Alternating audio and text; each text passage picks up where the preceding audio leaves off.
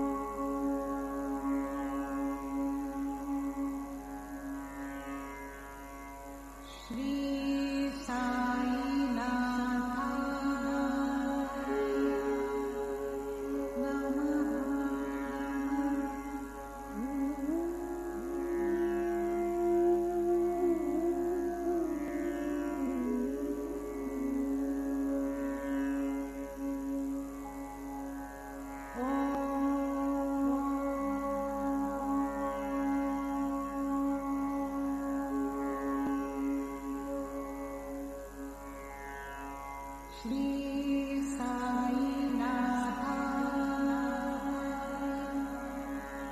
नमः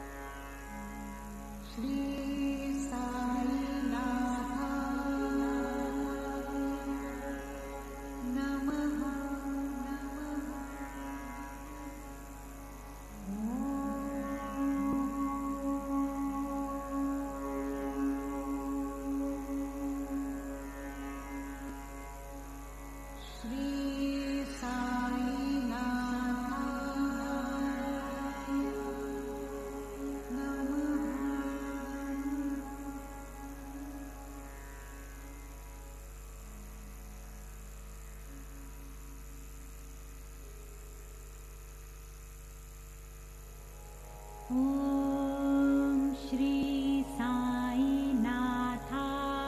नमः। ॐ श्री साईनाथाय नमः। ॐ श्री साईनाथाय नमः। ॐ श्री साईनाथाय नमः। ॐ श्री साईनाथाय नमः। ॐ श्री साईनाथाय नमः। ॐ श्री साईनाथाय नमः। ॐ श्री साईनाथाय नमः। ॐ श्री साईनाथाय नमः। ॐ श्री साईनाथाय नमः। ॐ श्री साईनाथाय नमः। ॐ श्री साईनाथाय नमः। ॐ श्री साईनाथाय नमः। ॐ श्री साईनाथाय नमः। ॐ श्री साईनाथाय नमः। ॐ श्री साईनाथाय नमः। ॐ श्री साईनाथाय नमः। ॐ श्री साईनाथाय नमः। ॐ श्री साईनाथाय नमः। ॐ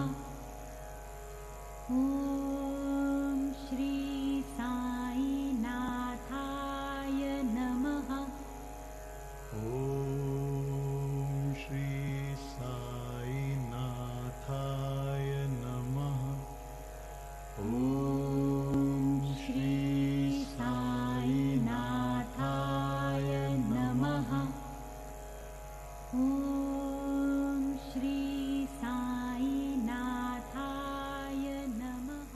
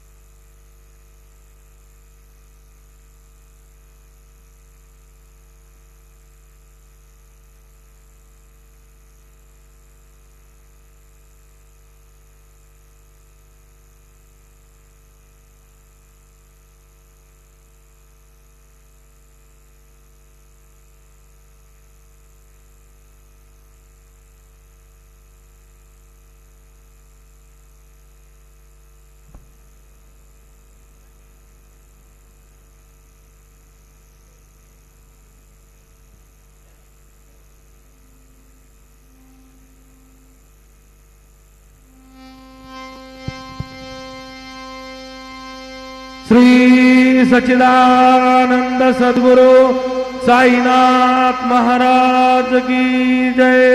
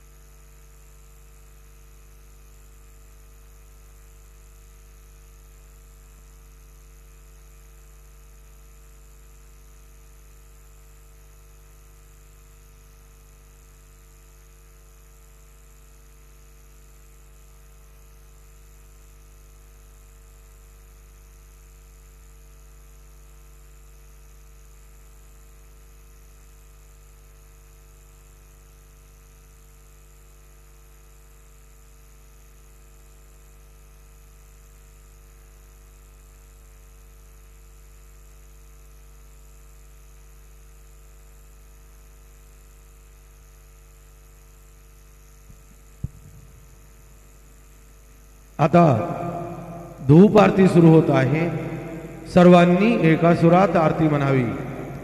अब धूप आरती शुरू हो रही है। आप सब एक सुर में आरती गाइए। श्री सच्चिदानंद सद्गुरु साईनाथ महाराज की जय। आरती साई बाबा सौख्यदातार जीवा चरण रजातले द्यावा दासा विसावा भक्ता विसावा। आरती साई बाबा जाळूने आनंद सत्वरूपी राहे गंगा मोक्ष जनादावे निज डोळा श्रीरंग डोळा श्रीरंग। आरती साई बाबा जया मने जैसा भाव तया तैसा अनुभव। गावे से दया घना ऐसे तुझे हे माव तुझे हे माव। आरती साई बाबा तुमचे नाम ध्याता हरे संस्कृती व्यथा।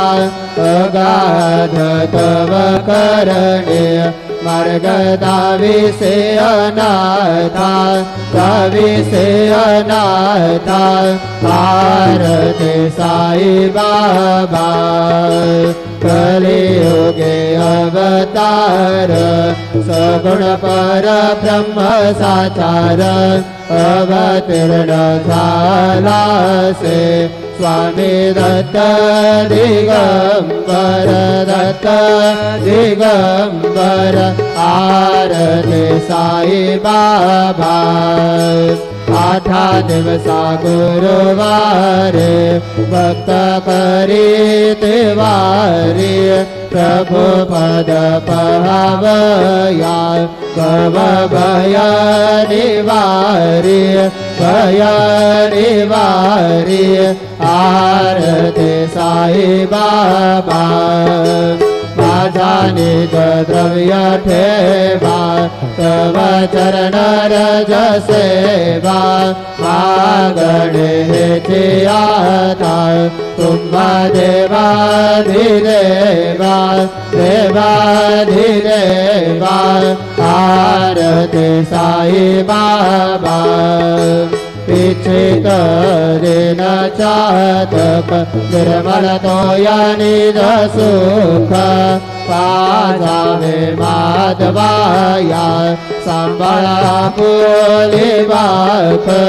आपुले बाक आरती साई बाबा सौख्यदातार देवा चरण रजातली द्रावादासा विसावा भक्ता विसावा आरती साई बाबा शिर्डी माझे पंढरपूर साई बाबार मावर बाबार मावर साई बाबार मावर शुद्ध भक्ती चंद्र भागा भाव कुंडलिक जागा कुंडलिक जागा भाव कुंडलिक जागा याहो अवघे जन करो बाबा से वंदन साई से वंदन करो बाबा से वंदन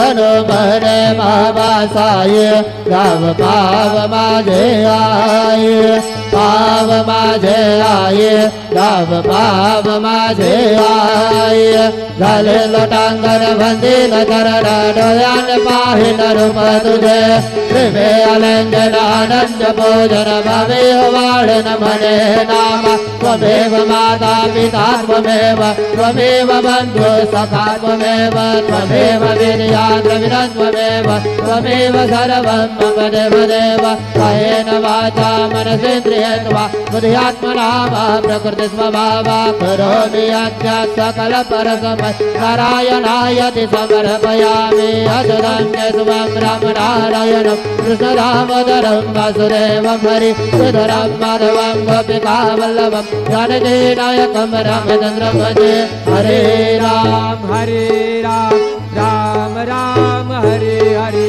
हरे कृष्ण कृष्ण कृष्ण हरे हरे श्री गुरुदेव दत्त अनंता तुला ते कसे रे स्तवावे अनंता तुला ते कसे रे नमावे अनंत मुखांचा शिणे शेष गाथा नमस्कार साष्टांग श्री साईनाथा स्मरावे मणित्वत्पदा नित्य भावे पुरावे तरी भक्तीसाठी स्वभावे करावे जगातारुणे मायताता नमस्कार साष्टांग श्री साईनाथा वसे जो सदा गावया संकलीला दिसे अन्य लोकान् परि जो जनाला परि अंतरि ज्ञान कैवल्य दाता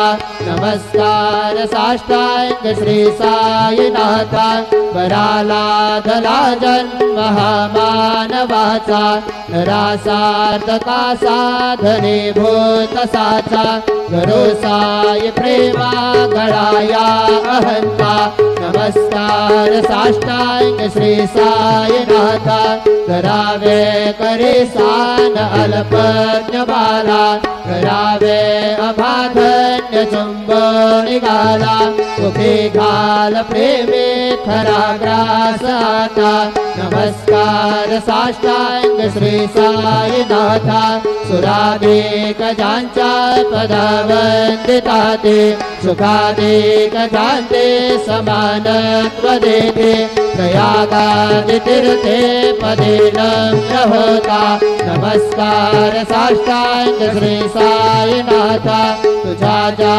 पदा पाहता गोप बाले सदा रंगलेचे स्वरूपे मिळाले करे रास क्रीडा सवे कृष्ण राधा नमस्कार साष्टांग श्री साईनाथ तुला मागतो मागणे एक द्यावे करा जोडितो देन अत्यंत भावे भवी मोहनी राज हातारे आता नमस्कार साष्टांग श्री साईनाथा ऐसा ये बासाय दिगंबरा अक्षय रूपावतारा सर्व ही व्यापक तो श्रुति सारा अनुसया त्रिकुमारा बाबा ये बा काशी स्नान जप प्रतिदिवसे कोल्हापुर भिक्षेसी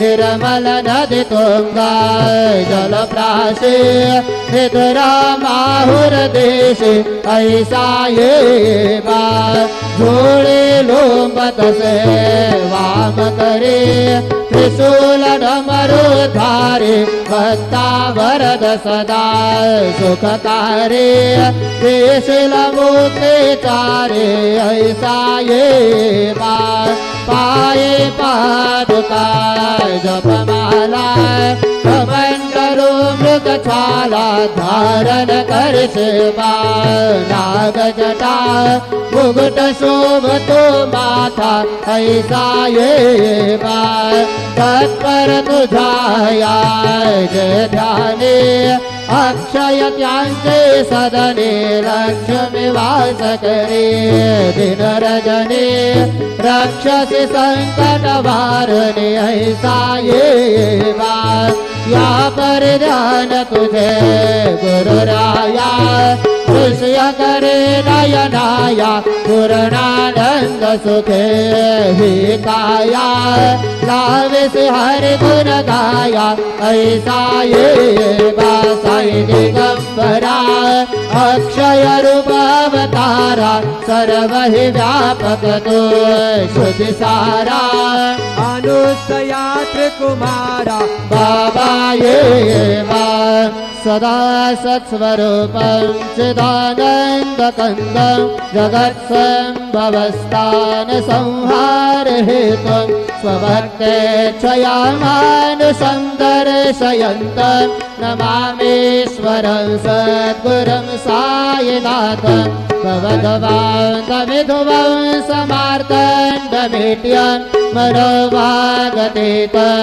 निर्ध्यानगम्यं जगद्व्यापकं निर्मलं निर्गुणं त्वां नमामीश्वरं सद्गुरुं साईनाथं भवाम्भोधिमग्नार्दितानां जनानां स्वपादाश्रितानां स्वभक्तिप्रियाणां समर्थारणार्थं कलौ सम्भवन्तं नमामीश्वरं सद्गुरुं साईनाथं सदा निम्बवृक्षस्य मूलाधिवासात् सुधास्राविणन्ते त्वमपि अप्रियन्तं परं कल्पवृक्षाधिकं साधयन्तं नमामीश्वरं सद्गुरुं साईनाथं सदा कल्पवृक्षस्य दशयादिमूले भवद्भावबधिया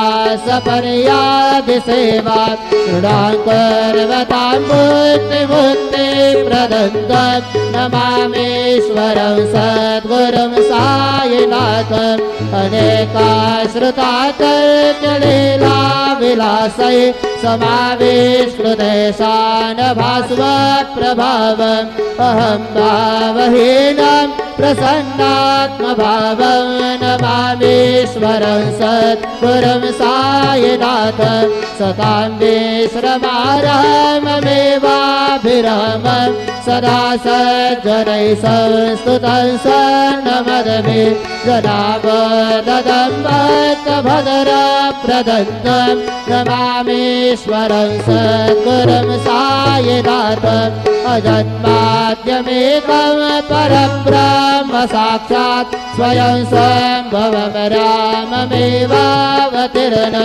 भवद्दर्शनात् पुनीतः प्रभोऽहं नमामीश्वरं सद्गुरुं सायिनाथम् श्री साई सकृपानिधि खिलनृणां सर्वार्थसिद्धप्रद युष्मत्पादरजः प्रभावमतुलं दातापि वक्ता क्षमः सद्भक्त्या शरणं कृताञ्जलिपुट सम्प्रार्पितोऽस्मि प्रभो श्रीमत्साई परेश पादकमला नान्यत् शरण्यं मम साई रूपधर राघवोत्तम भक्तकाम विवदध्रुमं प्रभो माययोपहत चित्तशुद्धये चिन्तयाम्यहमर्निशं मुदा शरत्सुधांशु प्रतिमां प्रकाशं कृपातपात्रं तव सायिनाथ त्वदीयपादाब्जसमाश्रितानां स्वच्छायया तापमपाकरोतु उपासनादेवत सायिनाथ सवैर्मयोपासनिना स्तुतस्वं रमेन् मनो मे तव पादयुग्मे भृङ्ग यथाब्जे मकरन्दलुब्धः अनेकजन्मार्जितपापसंक्षय भवेत् भवत्पादसरोजदर्शनात् क्षमस्व सर्वान्नपराधपुञ्जकान् प्रसीद साई सद्गुरुदयानिधे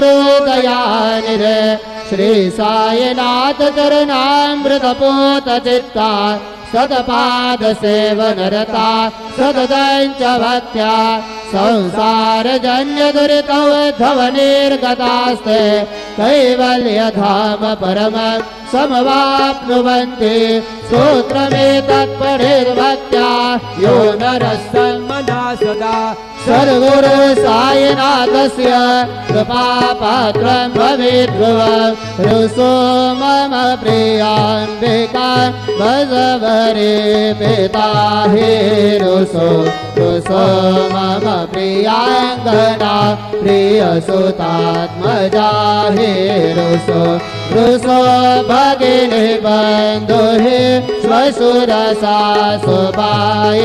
रुसो न दत्ता गुरु साई मां भजवरे कदे हे रुसो कुसन सुनमायिता भजन भ्रातृजाया पुसो न प्रिय सोयरे प्रिय सगे न ज्ञाते पुसो सुरदना सखा स्वजननाथ बन्धु पुसो परि न गुरु साई मां भजवरे कदे हे रुसो पुसो न बला बोले करुण व्रत हे ना पुसो न गुरु दाकुट भजन थोरसाने पुसो न जबले बुरे सुजन साधु हे ना पुसो परि न गुरु साई मां भजवरे कदे हे रुसो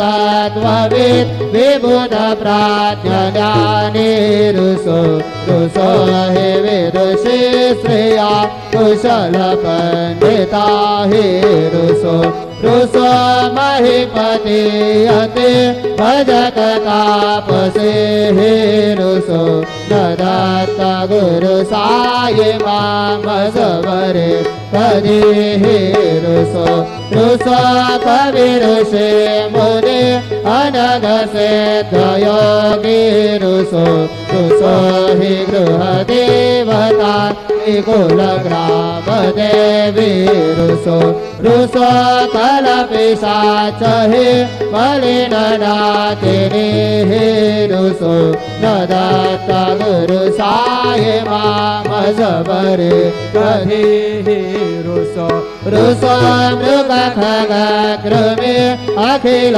जीव जन्तु ऋषो ऋषो विटप प्रस्तरा अचल आपगाब्धि ऋषो ऋषो खपवनाग्निवान् अवनि पञ्चतत्त्वे ऋषो न दत्ता गुरु साई माम जबरे कधी ऋषो ऋषो विमल केन्द्रा अमल यक्षिणी ऋषो ऋषो शशि खगादि गगनि तारका ऋषो ऋषो अमर राज अदय धर्म राजा ऋषो न दत्ता गुरु साई माम जबरे कधी ऋषो ऋषो मन सरस्वती चपल चेतते ऋषो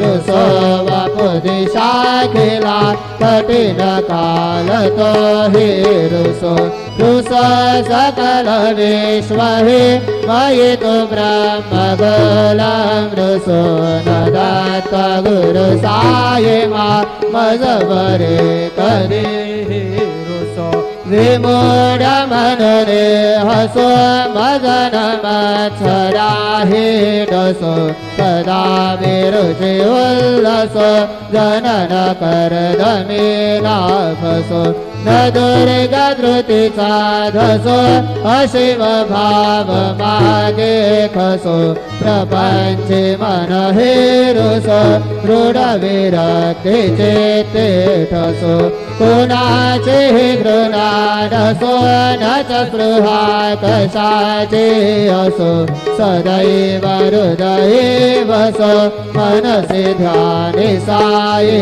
वसो पदे प्रणय वरसो निखिल दृश्य भावादिसो न दत्ता गुरु साई माम उपरिया चनेला ऋषो हरि ओम यज्ञेन यज्ञमय देवा स्थानि धर्माणि प्रथमान्यासन्न ते हनाकं महिमान सदन्त यत्र पूर्वे साध्या सन्ति देवाः ॐ राजाधिराजाय प्रसह्य साहिने नमो वयं वै श्रवणाय कुर्महे समे कामान् कामकामाय मह्यं कामेश्वरो वै श्रवणो ददातु कुबेराय वै श्रवणाय महाराजाय नमः ॐ स्वस्ति साम्राज्यं भुजं स्वराज्यं वैराज्यं पारमे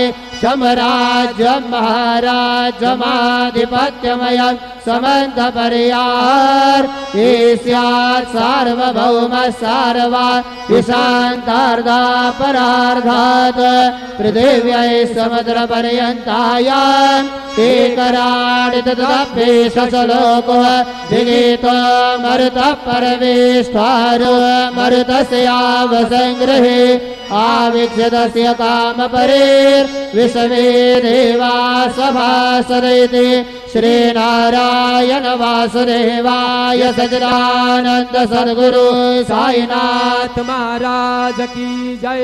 करचरण कृतं वा कायदं कर्मजं वा श्रवणनयनजं वा मानसं वा परार्धं विदितमविदितं वा सर्वमेतत्क्षमस्व। जय जय करुणाब्धे श्री प्रभु साईनाथ श्री सच्चिदानंद सद्गुरु साईनाथ महाराज की जय। राजा धीर ये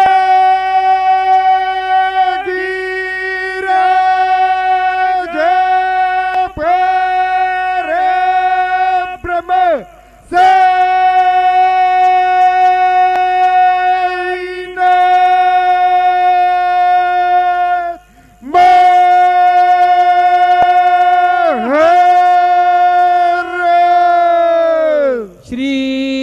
सच्चिदानंद सद्गुरु साईनाथ महाराज की जय। ओम ऐषत खंड विखंडित रुंड वितुंडित शुंड गजाधिपते रिपु गज गंड विधारण चंड पराक्रम शुंड मृगाधिपते निज भुज दंड निपातित खंड विपातित मुंड भटाधिपते जय जय हे महिषासुर मर्दिनि रम्यक परदिनि शैलसुते पदकमलङ्करुणानिलये वरिवस्यति ऊनुदिनं सुशिवे अयि कमले कमलानिलये कमलानिलय सकथन्न भवे तव पदमेव परं पदमित्यनुशीलयतु मम किन्न शिवे जय जय हे महिषासुरमर्दिनि रम्यकपर्दिनि शैलसुते गुरुर्ब्रह्मा गुरुर्विष्णु गुरुर्देवो महेश्वरः गुरु साक्षात् परब्रह्म तस्मै श्री गुरवे नमः। सद्गुरु साईनाथ देवताभ्यो नमः। सायं पूजनार्थे चन्दनं समर्पयामि चन्दनस्योपरि अक्षतां समर्पयामि कुलायिने घृतवते पुरन्देस्योने सेदसदने पृथिव्याः अपितवार्धरापसुपुग्रेणन्त विमा ब्रह्मवेपिसौ भगायाश्विनाध्वर्जो साधयतामिहतवा नानापरिमल सकलसौभाग्यद्रव्याणि समर्पयामि ओखदेः प्रतिमोदद्वं भगवतेः प्रसोवरेः अशवा एव सजितवरिर्वेरुदः पार स्मः ऋतुकालोद्भव पुष्पं समर्पयामि अगरे स्थापितुपहार नैवेद्यं निवेदयामि।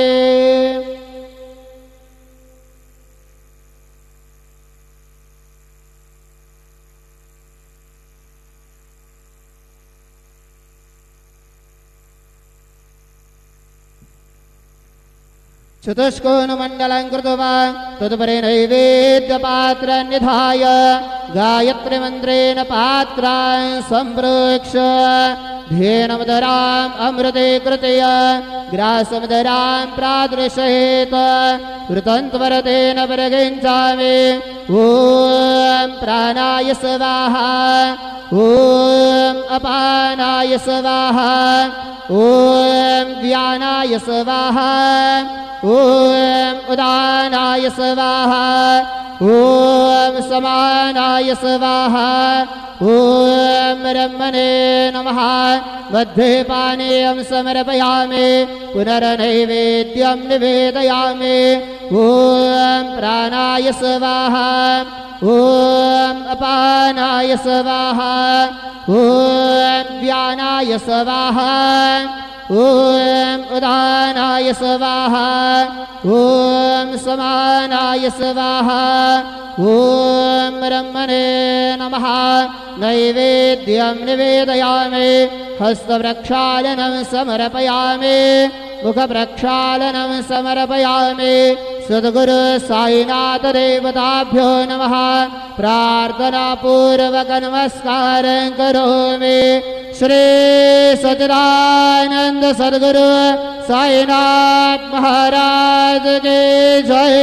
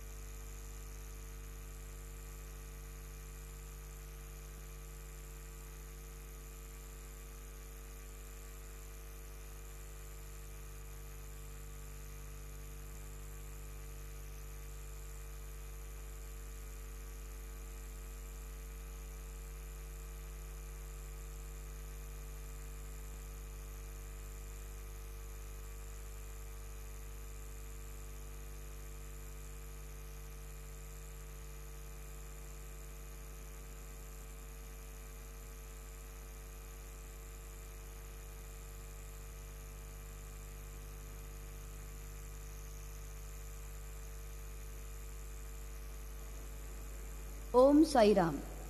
श्री साईबाबांच्या दरबारात आपले सहर्ष स्वागत आहे. एक महत्त्वाची सूचना. समाधी मंदिरात दर्शनाला जाताना आपापले मोबाईल फोन्स आणि कॅमेरा स्वतः बरोबर न ठेवता कृपया संस्थांच्या लॉकरमध्येच जमा करावे. तसेच गर्दीमध्ये प्रत्येकाने आपले स्वतःचे खिसा, पाकिट, पैसे आणि इतर चीजवस्तूंकडे व्यवस्थित लक्ष द्यावे. विशेषतः स्त्रियांनी आपापली छोटी मुलं आणि दागिने काळजीपूर्वक सांभाळावी. श्री साईबाबांची कृपा आपल्यावर सदैव आहेच. धन्यवाद. ओम साईराम. श्री साईबाबा के दरबार में आपका सहर्ष स्वागत है. एक जरूरी सूचना. समाधि मंदिर में दर्शन को जाते समय आप मोबाइल फोन्स और कैमरा संस्थान के लॉकर में रखने की कृपा करें और भीड़ में हर एक साई भक्त से ये नम्र आग्रह है कि अपनी अपनी पॉकेट, जेब, पैसा और जरूरी चीज वस्तु खुद ही संभालें. विशेषतः महिलाएं अपने गहने और अपने प्यारे छोटे बच्चों को ध्यानपूर्वक संभालें. श्री साई की कृपा आप पर नित्य बरसती रहे. धन्यवाद. Om Sairam. Attention to all devotees of Sri Sai. You are requested to deposit your mobile phones and cameras in the Sansthan's locker. You have to be very alert in this crowd of all types of devotees. So take care of your beloved children, your ornaments, wallet, money and other belongings. The blessings of Sri Sai are always with you. Thank you. ఓం సాయిరామ్. శ్రీ సాయిరామ్ దర్బార్ సాయి భక్తులకు స్వాగతం పలుకుతుంది. భక్తులకు ముఖ్య సూచన. సాయి సమాధి మందిరంలో cell ఫోన్లు, కెమెరాలు నిషిద్ధం కనుక వాటిని దయచేసి సాయి సంస్థాన్ లాకర్లలో భద్రపరచుకోండి. మీ చిన్నారి పొన్నారి చిట్టి బాబుల్ని, పాపల్ని, మీ విలువైన ఆభరణాలను, మీ డబ్బును జాగ్రత్తగా చూసుకోండి. మీ ఏకాగ్రతకు భంగం రాకుండా సాయిని సేవించుకోండి. సేవానందాన్ని పొందండి. సాయి కృప సదా మన వెంటే. సాయి సంస్థాన్, షిరిడి. ఓం సాయిరామ్.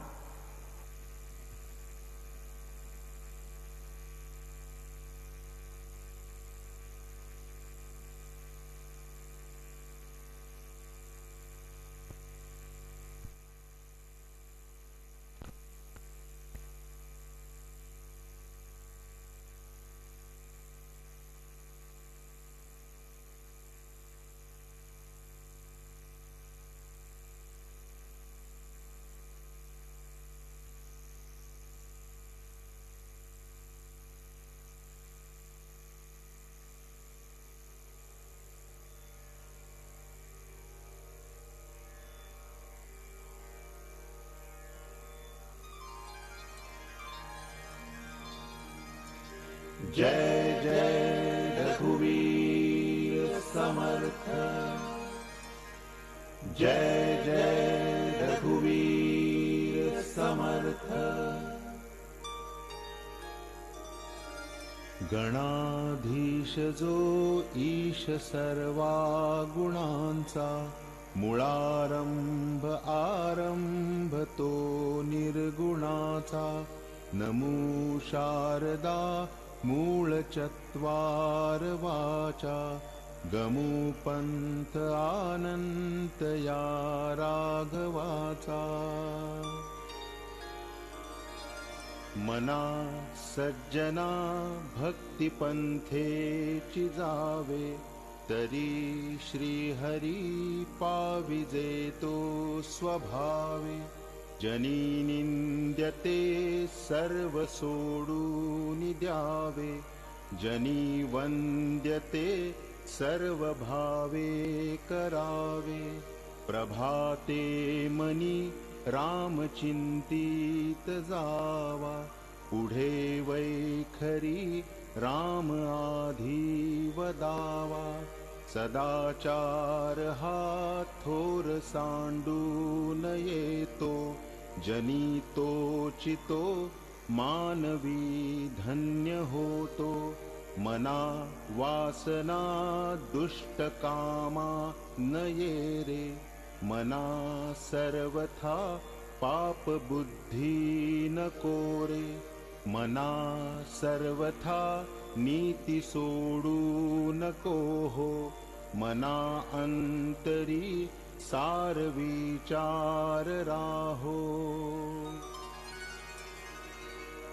मना पाप संकल्प सोडून द्यावा मना सत्य संकल्प जीवी धरावा मना कल्पना ते नको विषयांची विकारे घडे हो जनी सर्वचीची नको रे मना क्रोध हा खेदकारी नको रे मना कामना ना विकारी नको रे मना लोभ हा अंगीकारू नको रे मना मत्सरू दंभ भारू मना श्रेष्ठ धारिष्ट जीवी धरावे मना बोलणे नीच शोषित जावे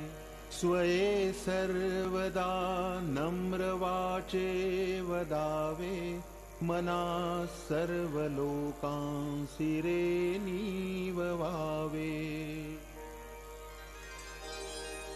देहे त्यागिता कीर्ती मागे उरावी मना सज्जना हेची क्रिया धरावी मना चंदनाचे परित्वा झिजावे परी अंतरी सज्जनानी ववावे नको रे मना द्रव्यते पुढिलांचे अति स्वार्थ बुद्धीने रे पाप साचे घडे भोगणे पापते कर्म खोटे न होता मना सारिखे दुःख मोठे सदा सर्वदा प्रीतिरामी धरावी सुखाची स्वये सांडी जीवी करावी देहे दुःख हे सुख मानित जावे विवेके सदा सस्वरूपी भरावे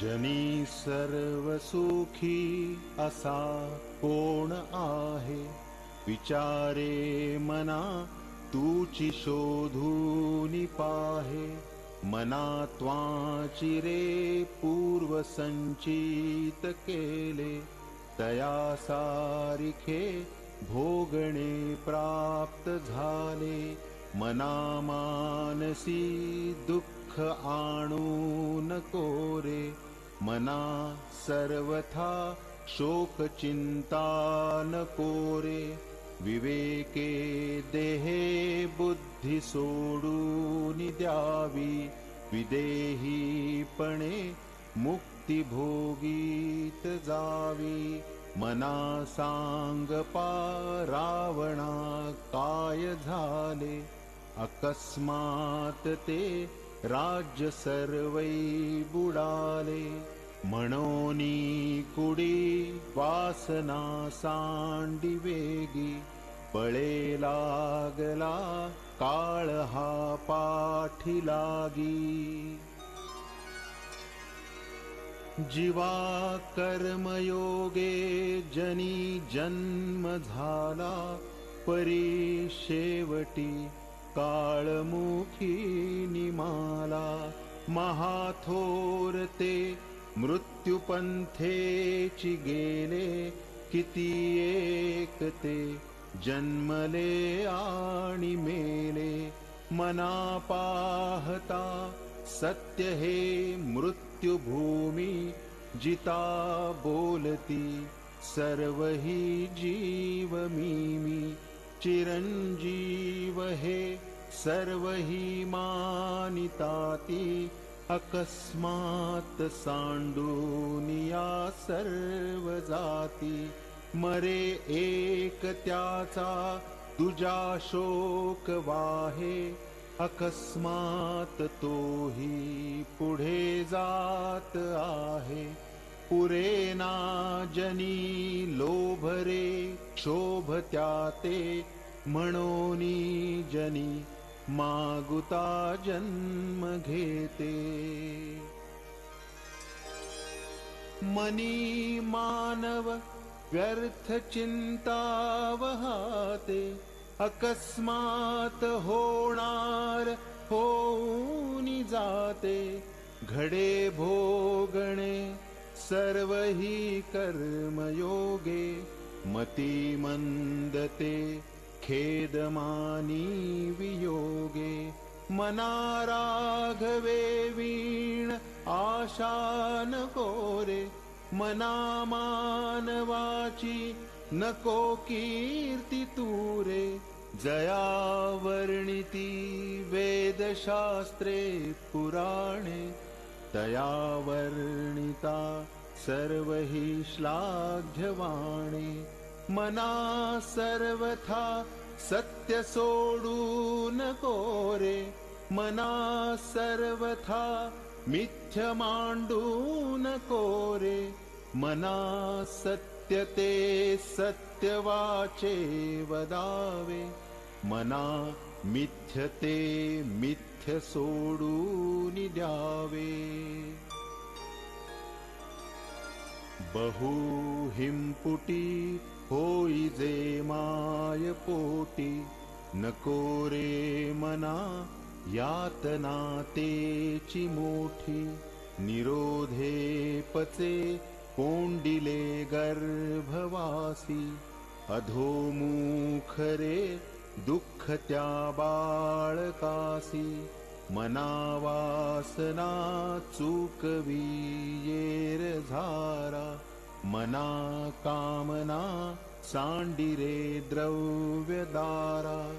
मना यातना थोर हे गर्भवासी, मना सज्जना भेटवी राघवासी. मना सज्जना हित माझे करावे, रघुनायका दृढ चित्ती धरावे. महाराज तो स्वामी वायू सुताचा, जना उद्धरी नाथ लोकत्रयाचा. न बोले मना राघवे वीण काही, जनी वाऊगे बोलता सुख नाही. घडीने घडी काळ आयुष्य नेतो, देहांती तुला कोण सोडू पाहतो. रघुनायका वीण वायासी नावे, जना सारिखे व्यर्थ कावो सणावे. सदा सर्वदा नाम वाचे वसोदे, अहंता मनी पापिणी ते नसोदे. मना वीट मानू नको बोलण्याचा, पुढे मागुता राम जोडेल कैचा. सुखाची घडी लोटता सुख आहे, पुढे सर्व जाईल काही न राहे. देहे रक्षणा कारणे यत्न केला, परी शेवटी काळ घेऊन गेला. करी रे मना भक्तिया राघवाची, पुढे अंतरी सोडी चिंता भवाची. भवाचा भय काय भीतोस लंडी, धरी रे मना धीर धाकासी सांडी. रघुनायका सारिखा स्वामी शिरी, नुपेक्षी कदा पोपल्या दंडधारी, दीनानाथ हा राम को दंडधारी, पुढे देखता काळपोटी थरारी, जनावाक्य नेमस्त हे सत्यमानी, नुपेक्षी कदा रामदासाभिमानी,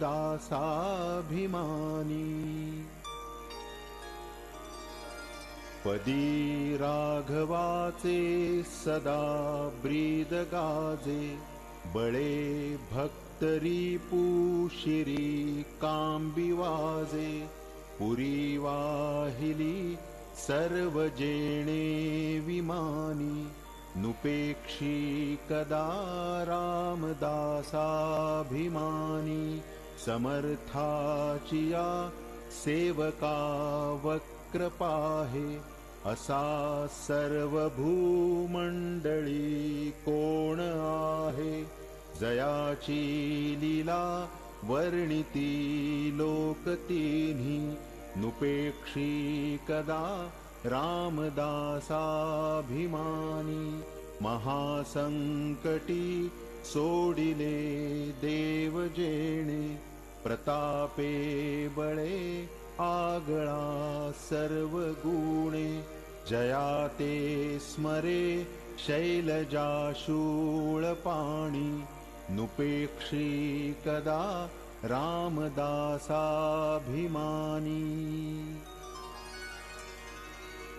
अहल्या शिळा राघवे मुक्त केली, पदी लागता दिव्य होऊनी गेली, जया वर्णिता क्षीणली वेदवाणी, नुपेक्षी कदा रामदासाभिमानी,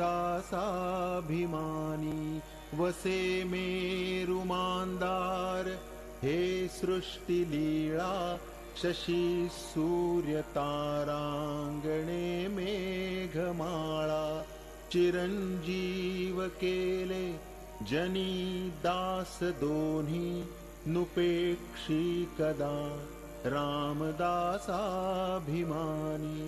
उपेक्षा कदा रामरूपी असेना, जीवा मानवा निश्चयो तो वसेना, शिरी भारवाहेन बोले पुराणी, नुपेक्षी कदा रामदासाभिमानी,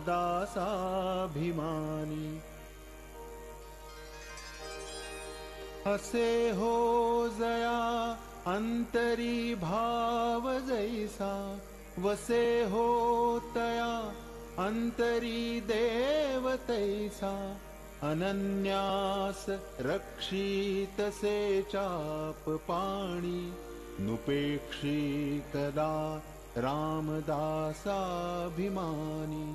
सदा सर्वदा देव सन्निध आहे, कृपाळूपणे अल्पधारिष्ट पाहे, सुखानंद आनंद कैवल्यदानी, नुपेक्षी कदा रामदासाभिमानी, सदा चक्रवाकासी मार्तंड जैसा, उडी घालितो संकटी स्वामी तैसा, हरी भक्तीचा घाव गाजे निशाणी, नुपेक्षी कदा रामदासाभिमानी,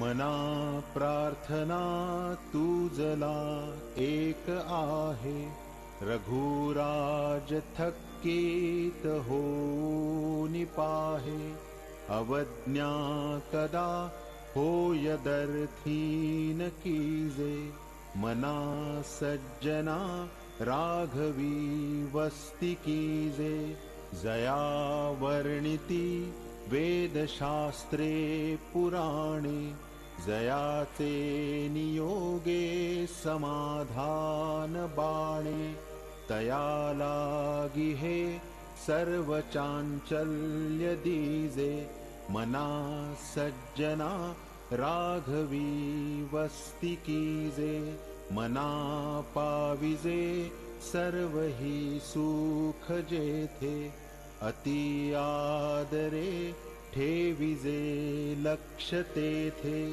विवेके कुडी कल्पना पालटीजे मना सज्जना राघवी वस्ती कीजे बहु हिंडता सौख्य होणार नाही सिणावे परी नातुडे हित काही विचारे बरे अंतराबोध विजे मना सज्जना राघवी वस्ती कीजे बहुता परी हेची आता धरावे रघुनायका आपुले से करावे दीनानाथ हे तोडरी ब्रीद गाजे मना सज्जना राघवी वस्ती कीजे मना सज्जना एक जीवी धरावे जनी आपुले हित तुवा करावे रघुनायका वीण बोलो नको हो सदा मानसी तो निज ध्यास राहो मनारे जनी मौन मुद्रा धरावी कथा आदरे राघवाची करावी नसे राम ते धाम सोडून द्यावे सुखालागी आरण्य सेवित जावे जयाचे निसंगे समाधान भंगे अहंता अकस्मात येऊन लागे तये संगतीची जनी कोण गोडी जये संगतीने मती राम जोडी मनाजे घडी राघवे वीण गेली जनिया पुलीते तू हानी केली रघुनायका वीण तो सीण आहे जगी दक्ष तो लक्ष लावून पाहे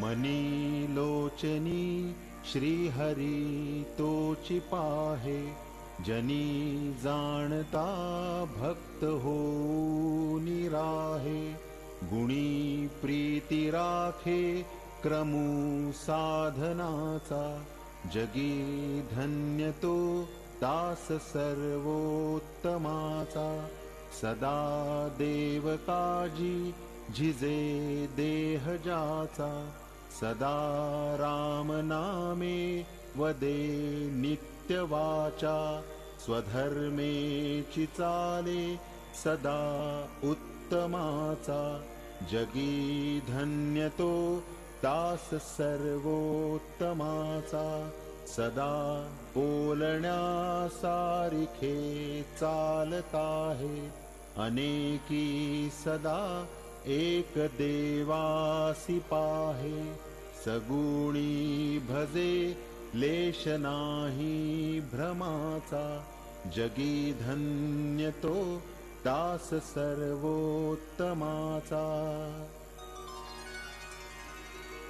नसे अंतरी कामकारी विकारी उदासीन जो तापसी ब्रह्मचारी निवाला मनी लेश नाही तमाचा जगी धन्य तो दास सर्वोत्तमाचा मदे मत्सरे सांडिली स्वार्थ बुद्धी प्रपंचीक नाही, जयाते उपाधी सदा बोलणे, नम्र वाचा सुवाचा जगी धन्य तो, दास सर्वोत्तमाचा क्रमी वेळ जो, तत्वचिंतानुवादे न लिंपे कदा, दंभवादे विवादे करी सुख संवाद, जो उगमाचा जगी धन्य तो, दास सर्वोत्तमाचा।